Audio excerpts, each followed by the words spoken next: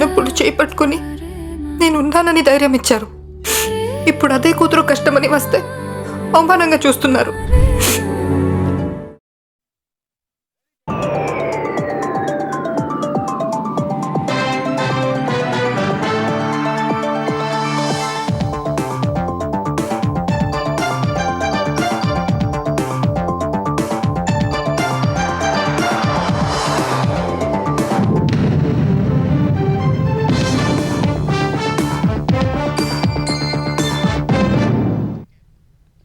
నమస్కారం, ఈటీవీ న్యూస్కి స్వాగతం. ముందుగా ముఖ్యాంశాలు.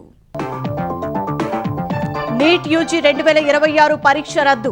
రాజస్థాన్లో ప్రశ్నాపత్రం లీకేజీతో ఎన్టీఏ నిర్ణయం. తదుపరి పరీక్షా తేదీ త్వరలో వెల్లడిస్తామని ప్రకటన. నీట్ పేపర్ లీకేజీపై సిబిఐ దర్యాప్తు. ప్రశ్నాపత్రం పంచుకున్న తీరు గుర్తింపు. 15 మంది అనుమానితులను అరెస్టు చేసిన పోలీసులు.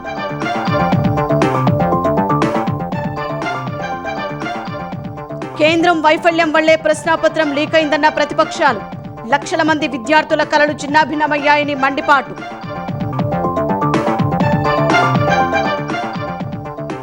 ధాన్యం, మొక్కజొన్నలు మిషన్ మోడ్లో కొనుగోలు చేయాలన్న రేవంత్.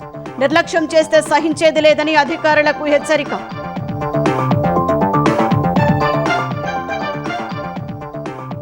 పోక్సో కేసులో బండి భగీరథ్కు పోలీసుల నోటీసు. రేపు విచారణకు రావాలని సూచన. అత్యంత కఠిన శిక్ష పడే సెక్షన్ల కింద అభియోగాలు.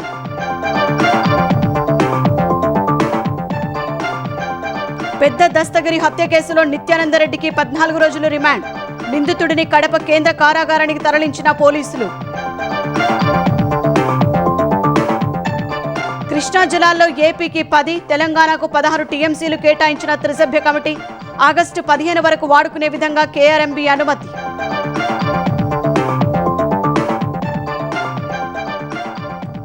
తమిళనాట విజయ్ ప్రభుత్వ బల నిరూపణకు ముందు కీలక పరిణామం. టీవీకేకు అన్నాడీఎంకే చీలిక వర్గం మద్దతుతో రాజకీయ రగడ.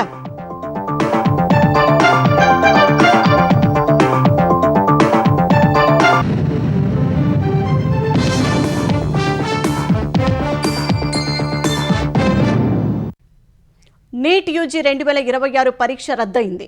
మే 3న జరిగిన నీట్ యూజీ పరీక్ష ప్రశ్నాపత్రం రాజస్థాన్లో లీక్ అయినట్లు తేలగా పరీక్షను రద్దు చేస్తున్నట్లు ఎన్టీఏ ప్రకటించింది. నీట్ పరీక్షను మళ్లీ నిర్వహించాలని నిర్ణయం తీసుకున్న ఎన్టీఏ త్వరలో తేదీ ప్రకటిస్తామని తెలిపింది. మరోవైపు ప్రశ్నాపత్రం లీకేజీపై కేంద్ర ప్రభుత్వం సిబిఐ విచారణకు ఆదేశించింది. వెంటనే రంగంలోకి దిగిన దర్యాప్తు సంస్థ కేసు నమోదు చేసి ప్రత్యేక బృందాలను వివిధ ప్రాంతాలకు పంపింది. వైద్య విద్య కోర్సులో ప్రవేశాల కోసం ఈ నెల 3న దేశవ్యాప్తంగా నిర్వహించిన నీట్ యూజీ పరీక్షను రద్దు చేస్తున్నట్లు నేషనల్ టెస్టింగ్ ఏజెన్సీ సంచలన ప్రకటన చేసింది. పరీక్ష నిర్వహణలో పారదర్శకతను కాపాడటానికి విద్యార్థుల ప్రయోజనాలను దృష్టిలో పెట్టుకుని ఈ కఠిన నిర్ణయం తీసుకున్నట్లు వెల్లడించింది. కేంద్ర దర్యాప్తు సంస్థలు, పోలీసు విభాగాల నుంచి అందిన నివేదికల ఆధారంగా పరీక్షా ప్రక్రియలో అక్రమాలు జరిగినట్లు ప్రాథమిక ఆధారాలు లభించినట్లు తెలిపింది. పరీక్ష పవిత్రత దెబ్బతిన్నట్లు నిర్ధారణ కావడం వల్ల పాత పరీక్షను రద్దు చేసి మళ్లీ నిర్వహించాలని కేంద్ర ప్రభుత్వం నిర్ణయించింది. అయితే విద్యార్థులకు కాస్త ఊరటనిచ్చేలా ఇప్పటికే చెల్లించిన పరీక్ష ఫీజు తిరిగి రిఫండ్ చేయనున్నారు. మళ్లీ నిర్వహించే పరీక్ష కోసం విద్యార్థులు ఎలాంటి అదనపు ఫీజు చెల్లించాల్సిన అవసరం లేదు. ఎన్టీఏ తన సొంత వనరులతోనే ఈ పరీక్ష నిర్వహించనుంది. విద్యార్థులు కొత్తగా రిజిస్ట్రేషన్ చేసుకోవాల్సిన అవసరం లేదని ఎన్టీఏ తెలిపింది. ఈ ఎగ్జామ్ తేదీ, కొత్త అడ్మిట్ కార్డుల వివరాలను త్వరలోనే అధికారిక వెబ్సైట్ ద్వారా ప్రకటిస్తామని ఎన్టీఏ తెలిపింది. పరీక్ష రద్దు వల్ల అభ్యర్థులు, తల్లిదండ్రులకు కలిగే ఇబ్బందిని గుర్తించామన్న ఎన్టీఏ అయితే వ్యవస్థపై నమ్మకాన్ని నిలబెట్టేందుకు ఈ నిర్ణయం తప్పలేదని పేర్కొంది. సోషల్ మీడియాలో వచ్చే అసత్య ప్రచారాలను నమ్మవద్దని, అధికారిక సమాచారాన్ని మాత్రమే అనుసరించాలని సూచించింది. మరోవైపు నీట్ పరీక్షలో తలెత్తిన ఆరోపణలపై సమగ్ర విచారణ జరిపేందుకు కేంద్ర ప్రభుత్వం ఈ కేసును సిబిఐకి అప్పగించిందని ఎన్టీఏ తెలిపింది. దర్యాప్తు సంస్థలకు పూర్తిగా సహకరిస్తామని పేర్కొంది.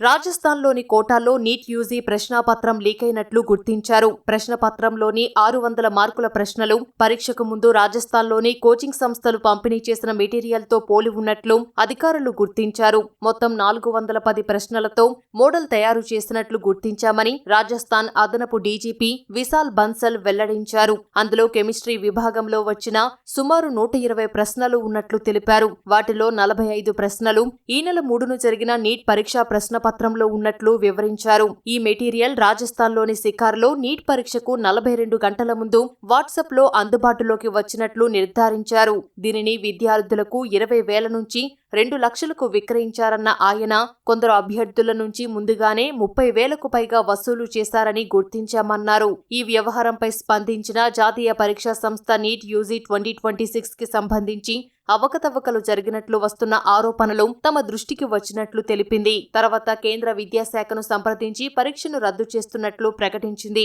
మే 3న దేశవ్యాప్తంగా 551 నగరాలు, ఇతర దేశాల్లోని 14 నగరాల్లో నీట్ యూజీ జరగ్గా 22,79,000 మంది విద్యార్థులు పరీక్ష రాశారు.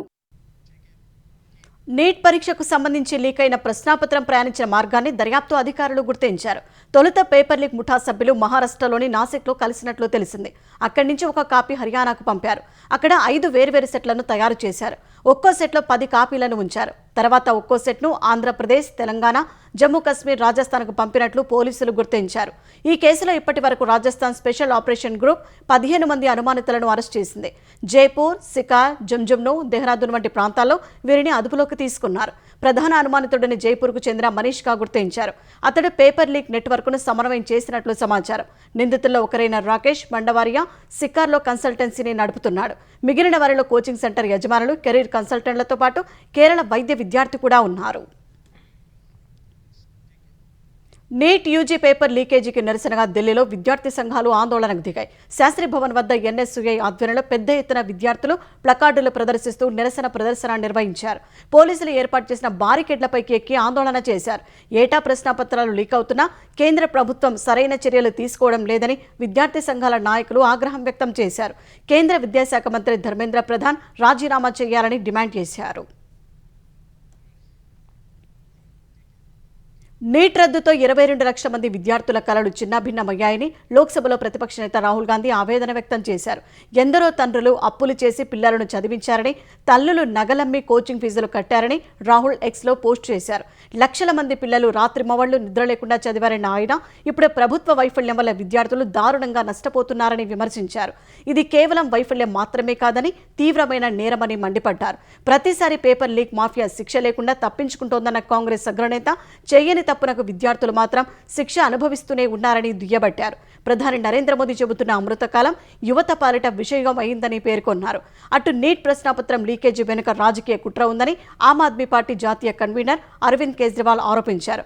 గత 9 ఏళ్లలో 4 సార్లు నీట్ పరీక్ష ప్రశ్నాపత్రం లీక్ అయిందన్న ఆయన అందుకు కారకులైన వారిలో ఒక్కరికి కూడా ఇప్పటి వరకు శిక్ష పడలేదని విమర్శించారు. और ये नीट का पेपर पहली बार लीक नहीं हुआ. मेरे ख्याल से एक बार 17 में हुआ था, एक बार 21 में हुआ था, फिर एक बार 24 में हुआ था और एक बार अब लीक हुआ है.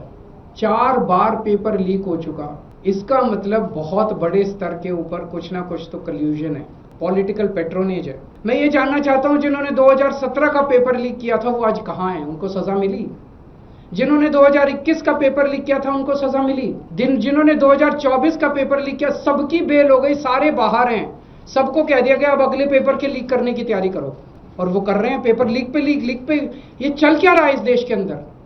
जिन लोगों से एक पेपर ठीक से नहीं होते बिना लीक करवाए वो सरकार क्या चलाएंगे? मिले हुए हैं ये लोग. लाखों करोड़ों बच्चों के भविष्य के साथ खिलवाड़ किया जा रहा है. నీట్ రద్దుపై తెలుగు రాష్ట్రాల్లోని విద్యార్థులు, తల్లిదండ్రులు తీవ్ర నిరాశ వ్యక్తమవుతోంది. ఇన్నాళ్లు కష్టపడి చదివి పరీక్షలు రాస్తే రద్దు నిర్ణయంతో తమ ఆశలు అడియాసలయ్యాయని వాపోతున్నారు. మళ్లీ పరీక్ష నిర్వహిస్తామని చెప్పినప్పటికీ ఆ స్థాయిలో మళ్లీ పరీక్ష రాస్తామో లేదో అని విద్యార్థులు ఆందోళన వ్యక్తం చేస్తున్నారు.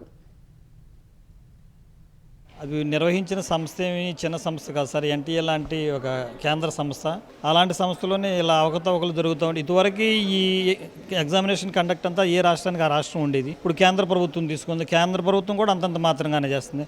పిల్లలు కూడా చాలా బాధపడుతున్నారు సార్. మేము కూడా చాలా బాధపడుతున్నాము. ఎందుకంటే ఇన్ని సంవత్సరాలు కష్టపడి చదివినటువంటి రాసినటువంటి పరీక్ష రద్దు అవ్వడం వల్ల మళ్ళీ ఫస్ట్ నుంచి మొదలు పెట్టుకొని ఇలా మళ్ళీ చదువుకొని రాయడం అనేది చాలా బాధాకరమైనటువంటి విషయము. సడన్గా ఇలా చెప్పేసరికి చాలా డిసప్పాయింట్గా ఉంది. మళ్ళీ ఎక్కడ స్టార్ట్ చేయాలో ఎక్కడ ఏం చేయాలో అర్థం కావట్లేదు.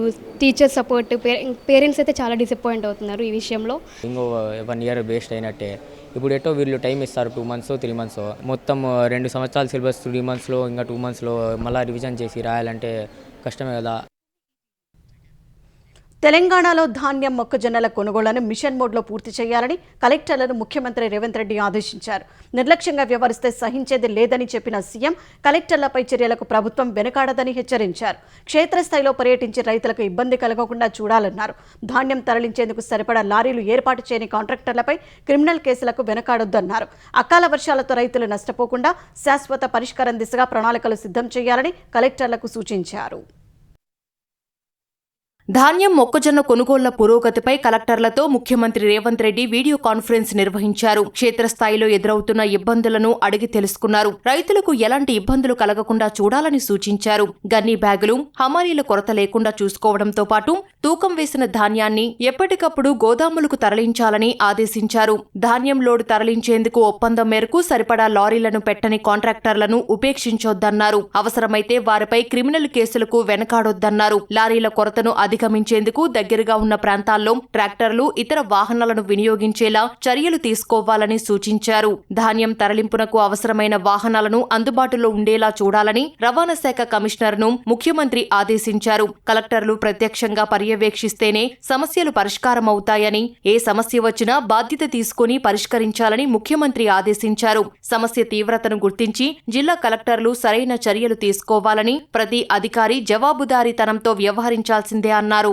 నిర్లక్ష్యం వహిస్తే కలెక్టర్లపై చర్యలకు సైతం ప్రభుత్వం వెనకాడదని హెచ్చరించారు. మొక్కజొన్న పంట ఎక్కువగా వచ్చే జిల్లాల కలెక్టర్లు కొనుగోళ్ల విషయంలో అప్రమత్తంగా ఉండాలన్నారు. అవసరమైన చోట పోలీసుల సాయం తీసుకుని సేకరణ సాఫీగా జరిగేలా చూడాలని సూచించారు. ధాన్యం సేకరణ, మొక్కజొన్న కొనుగోళ్లపై కలెక్టర్లు ఎప్పటికప్పుడు సీఎస్కు రిపోర్ట్ పంపించాలని ముఖ్యమంత్రి ఆదేశించారు. కొన్ని ప్రాంతాల్లో గోడౌన్స్ సమస్య ఉన్నట్లు తెలుస్తోందని, అక్కడ అవసరాన్ని బట్టి తాత్కాలిక ఏర్పాట్లు చేసుకోవాలని కలెక్టర్లకు సీఎం సూచించారు. రైతు బజార్లు, ఫంక్షన్ హాళ్లను ఎంగేజ్ చేసి ధాన్యాన్ని తరలించాలన్నారు. వెసులుబాటు ఆధారంగా అక్కడి నుంచి గోడౌన్స్ కు తరలించేలా ప్రణాళికలు సిద్ధం చేసుకోవాలని తెలిపారు. ప్రతి రైస్ మిల్లు వద్ద ఒక అధికారిని నియమించి పర్యవేక్షించాలన్నారు. ధాన్యం లోడింగ్ లో జాప్యం జరగకుండా స్థానికంగా ఉన్న హమాలీలను గుర్తించి వారితో పని చేయించుకోవాలని తెలిపారు. ధాన్యం లోడ్ చేసిన వెంటనే రైతులకు రసీదు అందేలా చర్యలు తీసుకోవాలని, అలా చేస్తే తాలు తరుగు పేరుతో అక్రమాలు జరగకుండా చూడొచ్చని చెప్పారు. అకాల వర్షాలతో రైతులు నష్టపోకుండా ఉండేందుకు శాశ్వత పరిష్కారం దిశగా ప్రణాళికలు సిద్ధం చేయాలని ముఖ్యమంత్రి రేవంత్ రెడ్డి కలెక్టర్లకు సూచించారు. అకాల వర్షాల సమయంలో కల్లాల వద్ద ధాన్యం తడవకుండా ఉండేందుకు అవసరమైన టార్పాలిన్లను రైతులకు అందుబాటులో ఉంచాలని ఆదేశించారు. వాతావరణ శాఖ సూచనల ఆధారంగా ఎప్పటికప్పుడు రైతులను అప్రమత్తం చేసేందుకు మండల స్థాయిలో ఒక అధికారిని నియమించాలన్నారు. వాతావరణ సూచనలను రైతులకు చేరవేసేందుకు ప్రత్యేక వ్యవస్థను ఏర్పాటు చేసుకోవాలని సీఎం సూచించారు. ధాన్యం సేకరణ, మొక్కజొన్న కొనుగోళ్ల విషయంలో కలెక్టర్లు బాధ్యతాయుతంగా వ్యవహరించాలని మంత్రి ఉత్తమ్ కుమార్ రెడ్డి చెప్పారు. సమస్యలను పరిష్కరించేందుకు అవసరమైన అన్ని సహాయ సహకారాలను ప్రభుత్వం అందిస్తుందన్నారు. సరిహద్దు రాష్ట్రాల రైతులు కొంతమంది ధాన్యాన్ని తెలంగాణలో కొనుగోలు కేంద్రాలకు తరలిస్తున్నారని, దీంతో కొన్ని చోట్ల సమస్యలు తలెత్తుతున్నాయని మంత్రి తుమ్మల అభిప్రాయపడ్డారు. ఈ విషయంలో సంబంధిత జిల్లా కలెక్టర్లు జాగ్రత్తలు తీసుకోవాలని సూచించారు. ఈ నెలాఖరులోగా ధాన్యం సేకరణ ప్రక్రియను పూర్తి చేసేందుకు అన్ని రకాల చర్యలు తీసుకోవాలని కలెక్టర్లను తుమ్మల ఆదేశించారు. ధాన్యం మొక్కల కొనుగోళ్లలో జాప్యాన్ని నిరసిస్తూ తెలంగాణలోని పలు జిల్లాల్లో ఇవాళ కూడా రైతులు ఆందోళన బాటపట్టారు. హనుమకొండ జిల్లా ఐనవోలు మండలం పంతెనలో మొక్కజొన్న రైతులు రోడ్డెక్కి ధర్నా చేశారు. ట్రాక్టర్లను అడ్డుపెట్టి జాతీయ రహదారిని దిగ్బంధించారు. ఈ నిరసనతో పెద్ద సంఖ్యలో వాహనాలు నిలిచిపోయి భారీగా ట్రాఫిక్ జామ్ అయింది. ఘటనా స్థలానికి చేరుకున్న పోలీసులు రైతులకు సర్ది చెప్పి నిరసనను విరమింపజేశారు. ధాన్యం కొనుగోళ్లలో జాప్యాన్ని నిరసిస్తూ రైతులతో కలిసి బీఆర్ఎస్ నేతలు ఆందోళన చేశారు. కరీంనగర్, వరంగల్ జాతీయ రహదారిపై బైఠాయించి ప్రభుత్వానికి వ్యతిరేకంగా నినాదాలు చేశారు. తర్వాత తహసీల్దార్ను కలిసి వినతి పత్రం అందజేశారు. ధాన్యాన్ని కొనుగోలు చేయకుండా అధికారులు కాలయాపన చేస్తున్నారని రైతులు ఆవేదన వ్యక్తం చేశారు. తక్షణమే కొనుగోళ్లలో వేగం పెంచి రైతులను ఆదుకోవాలని ప్రభుత్వాన్ని డిమాండ్ చేశారు. రైతులకు న్యాయం వెంటనే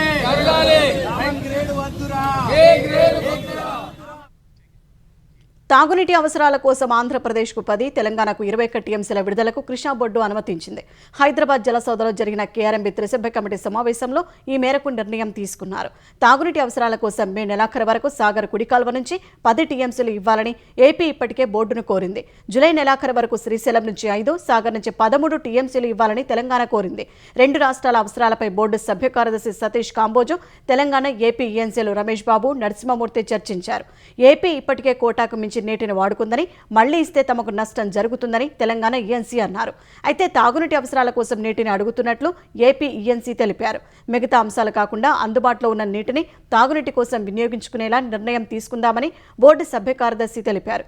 ఏపీ విజ్ఞప్తి మేరకు ఆగస్టు నెలాఖరు వరకు సాగర్ కుడి కాల్వ నుంచి 10 టీఎంసీలు ఇచ్చేందుకు అనుమతించారు. ఏపీకి 10 టీఎంసీలు పోగా 2 ఉమ్మడి జలాశయాల్లో మిగిలిన మొత్తం నీరు తమకే చెందుతుందని, మళ్లీ ఇవ్వరాదని తెలంగాణ ఈఎన్సీ అన్నారు. శ్రీశైలంలో 5 టీఎంసీలకు పైగా, సాగర్లో దాదాపు 16 టీఎంసీల వరకు తెలంగాణ వినియోగానికి త్రిసభ్య కమిటీ అనుమతించింది. తమిళనాడులో రాజకీయ సమీకరణాలు వేగంగా మారుతున్నాయి. అసెంబ్లీలో రేపు బలపరీక్షకు ముందే ప్రతిపక్ష అన్నాడీఎంకే నిలువున చీలిపోవడం ఖాయమైంది. అన్నాడీఎంకే ప్రధాన కార్యదర్శి పళనిస్వామిపై సీనియర్ నేతలు తిరుగుబాటు బావుటా ఎగరవేశారు. ముఖ్యమంత్రి విజయ్ నేతృత్వంలోని టీవీకే ప్రభుత్వానికి షణ్ముగన్ నేతృత్వంలో 30 మంది ఎమ్మెల్యేలు మద్దతు ప్రకటించారు. టీవీకేకు మద్దతిస్తే చట్టపరమైన చర్యలు చేపడతామని అన్నాడీఎంకేలో పళనిస్వామి వర్గం హెచ్చరిస్తోంది. తమిళనాడులో విజయ్ నేతృత్వంలోని టీవీకేకు సొంత బలం లేకపోయినా ఇతర పక్షాల మద్దతుతో అధికారం చేపట్టిన వేళ రాష్ట్రంలో రాజకీయ పరిణామాలు వేగంగా మారుతున్నాయి. బుధవారం అసెంబ్లీలో బలపరీక్షకు ముందు ప్రతిపక్ష అన్నాడీఎంకేలో చీలిక మొదలైంది. పార్టీ అధినేత పళనిస్వామి వైఖరిని నిరసిస్తూ మాజీ మంత్రి సివి షణ్ముగం నేతృత్వంలో 30 మంది ఎమ్మెల్యేలు టీవీకేకు మద్దతు ఇస్తున్నట్లు ప్రకటించారు. అన్నాడీఎంకే బద్దశత్రువైన డీఎంకేతో పళనిస్వామి చేతులు కలిపారని షణ్ముగం సంచలన ఆరోపణలు చేశారు. టీవీకే అధికారానికి దూరం చేసేందుకే ఈ రహస్య ఒప్పందం జరిగిందని మండిపడ్డారు. అన్నాడీఎంకే ఆశయాలకు పళనిస్వామి తూట్లు పొడిచారని, మళ్లీ జయలలిత తరహా పాలనను చూడాలంటే విజయ్కు మద్దతు ఇవ్వడమే సరైన మార్గమని భావించినట్లు షణ్ముగం స్పష్టం చేశారు. ఈ పరిణామాల మధ్య సీఎం విజయ్ షణ్ముగం నివాసానికి వెళ్లారు. అక్కడ ఉన్న అన్నాడీఎంకే చీలిక వర్గం ఎమ్మెల్యేలు విజయ్ను సత్కరించారు.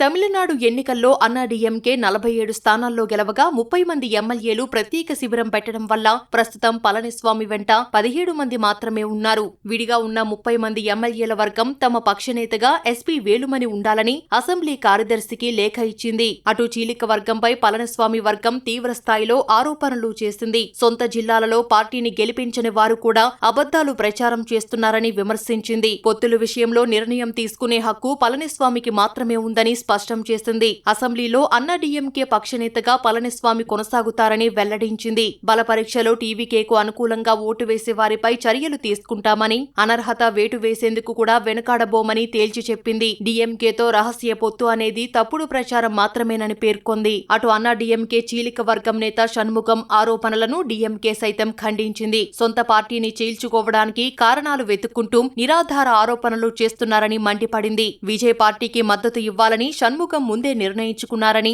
దానిని సమర్థించుకోవడానికే తమ పార్టీపై బురద చల్లుతున్నారని డీఎంకే కార్యదర్శి ఆర్ఎస్ భారతి తెలిపారు. శాసనసభలో డీఎంకే ఒక బాధ్యతాయుతమైన ప్రతిపక్ష పార్టీగా పనిచేస్తుందని ఫలితాలు వెల్లడైన రోజే స్టాలిన్ ప్రకటించారని చెప్పారు. అటు అసెంబ్లీలో బల నిరూపణకు ముందు సీఎం విజయ్ మిత్రపక్షాల నేతలను కలిశారు. మొదట ఐయుఎంఎల్ కార్యాలయానికి వెళ్లిన విజయ్ పార్టీ అధ్యక్షుడు కెఎం ఖాదర్ మొహిద్దీన్ ను కలిసి ప్రభుత్వ ఏర్పాటుకు సహకరించినందుకు కృతజ్ఞతలు తెలిపారు. తర్వాత కాంగ్రెస్ కార్యాలయానికి వెళ్లిన విజయ్ టీఎన్సీసీ అధ్యక్షుడు కె సెల్వ పెరుంతగై ఇతర నేతలను కలిశారు. వీసీకే పార్టీ వ్యవస్థాపకుడు తిరుమావలవన్ నివాసానికి కూడా వెళ్లి ఆయనతో భేటీ అయ్యారు. మైనారిటీ హక్కుల పరిరక్షణ సహా లౌకిక ప్రభుత్వాన్ని అందించేందుకు కట్టుబడి ఉన్నామని విజయ్ పునరుద్ఘాటించారు. తమిళనాడు ముఖ్యమంత్రి విజయ్ రాష్ట్రంలో మద్యం నియంత్రణ దిశగా కీలక నిర్ణయం తీసుకున్నారు. తమిళనాడు వ్యాప్తంగా ప్రభుత్వ ఆధ్వర్యంలో నడుస్తున్న 717 టాస్మాగ్ మద్యం దుకాణాలను వెంటనే మూసివేయాలని విజయ్ ఆదేశించారు. ప్రార్థనా మందిరాలు, స్కూళ్లు, కాలేజీలు, బస్టాండ్లకు 500 మీటర్ల లోపు ఉన్న 717 దుకాణాలను 2 వారాల్లో మూసివేయాలని విజయ్ ఆదేశించారు. విద్యా సంస్థలు, ఆధ్యాత్మిక ప్రాంతాల వద్ద మద్యం దుకాణాలు ఉండటం వల్ల విద్యార్థులు, మహిళలు, సామాన్య భక్తుల ఇబ్బందులు దృష్టిలో ఉంచుకుని విజయ్ ఈ నిర్ణయం తీసుకున్నట్లు తెలుస్తోంది. ఈ వైన్ షాపుల్లో ప్రార్థనా మందిరాలు కేంద్రాల సమీపంలో 276, విద్యా సంస్థల సమీపంలో 186, బస్టాండ్ల వద్ద 255 మద్యం దుకాణాలు ఉన్నట్టు తేల్చారు. ప్రస్తుతం తమిళనాడు స్టేట్ మార్కెటింగ్ కార్పొరేషన్ మొత్తం 4765 రిటైల్ మద్యం దుకాణాలు నిర్వహిస్తుండగా సీఎం నిర్ణయంతో దుకాణాల సంఖ్య గణనీయంగా తగ్గనుంది. తమిళనాడులో దశలవారీ మద్య నిషేధాన్ని అమలు చేస్తామన్న హామీలో భాగంగా ఇది మొదటి అడుగు అని రాజకీయ విశ్లేషకులు భావిస్తున్నారు. అసోంలో వరుసగా మూడోసారి ఎన్డీఏ ప్రభుత్వం కొలువు తీరింది. సీఎంగా హిమంత బిశ్వ శర్మ రెండోసారి ప్రమాణ స్వీకారం చేశారు.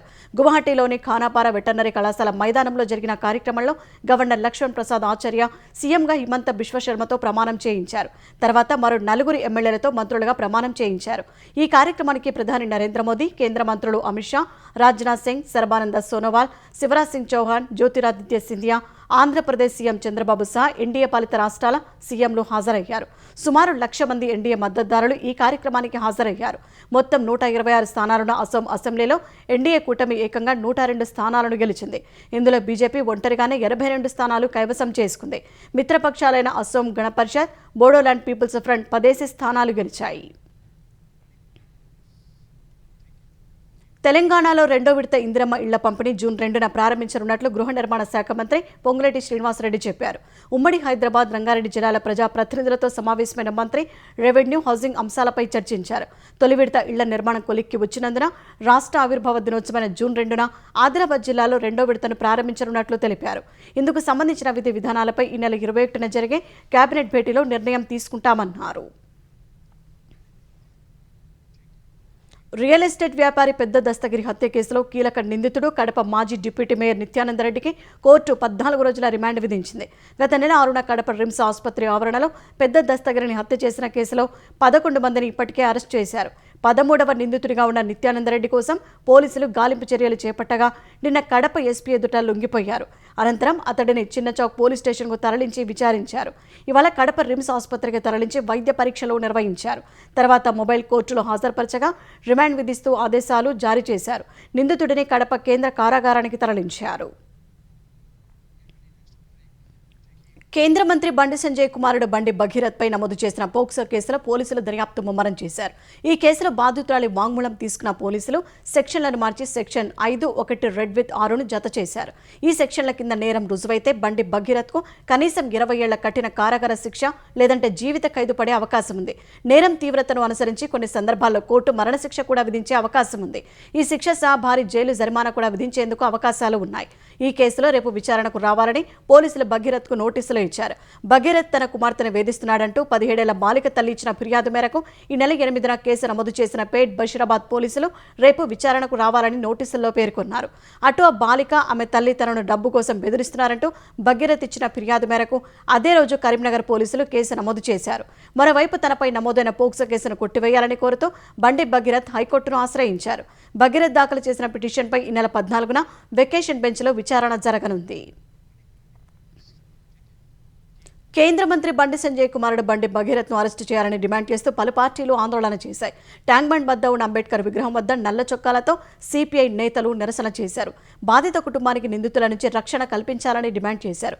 తక్షణమే కేంద్ర మంత్రి పదవికి బండి సంజయ్ రాజీనామా చేయాలని కోరారు. ఈ వ్యవహారంలో ప్రభుత్వ నిర్లక్ష్య వైఖరిని తప్పుపట్టారు. 24 గంటల్లో నిందితుడిని అరెస్టు చేయకపోతే సీఎం ఇళ్లు, గవర్నర్, డీజీపీ కార్యాలయాన్ని ముట్టడిస్తామని హెచ్చరించారు. అంబర్పేట చేనంబర్ చౌరస్తాలో బీఆర్ఎస్ శ్రేణులు రాస్తారోకో నిర్వహించాయి. ఈ కేసుపై ఎక్స్ వేదికగా స్పందించిన మాజీ మంత్రి కేటీఆర్ కేంద్ర ప్రభుత్వం గతంలో ఇచ్చిన బేటీ పడావో బేటీ బచావో నినాదం ఇప్పుడు బేటా భాగో బేటా బచావోగా మారిందని ఎద్దేవా చేశారు. ఓ కేంద్ర మంత్రి కుమారుడు పరారీలో ఉండటం దేశ చరిత్రలోని ఇది మొదటి సందర్భం అవుతుందా అని కేటీఆర్ ప్రశ్నించారు. బండి భగీరథ్ కేసుపై స్పందించిన కేంద్ర మంత్రి బండి సంజయ్ తన కుమారుడిని నేరస్తుడిగా చూపించే ప్రయత్నం చేస్తున్నారని ఆరోపించారు.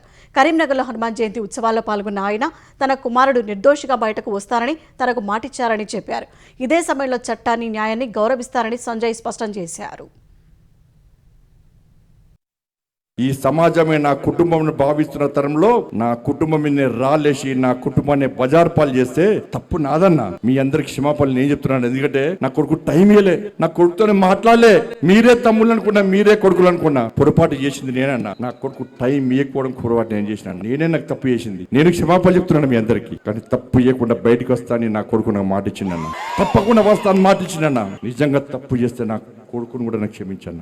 ఈ రోజు ఎవరైతే కుట్రలు చేస్తుండో, ఎవరైతే నా కుటుంబాన్ని బజార్లో వడచుడో, ఏ ఒక్క వ్యక్తిని కూడా విడిచిపెట్టే ప్రసక్తి లేదన్నా. మావోయిస్టు కేంద్ర కమిటీ సభ్యుడు పసునూరి నరహరి అలియాస్ సంతోష్ తెలంగాణ పోలీసుల ఎదుట లొంగిపోయారు.